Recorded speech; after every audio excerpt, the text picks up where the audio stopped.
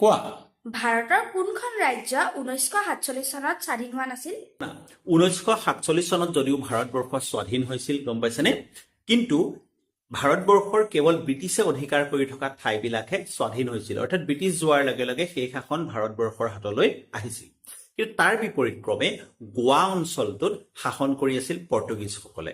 আচলতে ব্ৰিটিছৰ পোনপটীয়া শাসনৰ অধীনত গোৱা কোনোদিনেই নাছিলেই, গম পাইছেনে।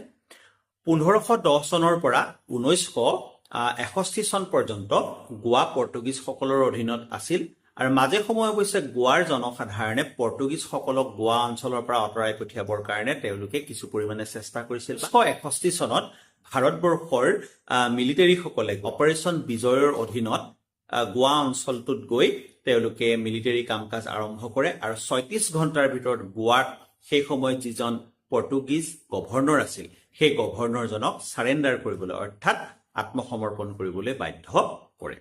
তাৰ পিছৰে পৰা প্ৰথম অৱস্থাত গোৱা কেন্দ্ৰীয় শাসিত অঞ্চল হৈ থাকে আৰু বৰ্তমান সময়ত গোৱাই এখন পূৰ্ণাংগ ৰাজ্যৰ মৰ্যাদা লাভ কৰিছে, গম পাইছেনে। গতিকে গোৱা হ'ল ভাৰতবৰ্ষৰ একমাত্ৰ ৰাজ্য যিখন ৰাজ্য ভাৰতবৰ্ষৰ বাকী যি মূল ভূখণ্ড আছে এই ভূখণ্ডৰ সৈতে একেলগে স্বাধীন হোৱা নাছিল, অৰ্থাৎ 1947 চনত স্বাধীন হোৱা নাছিল।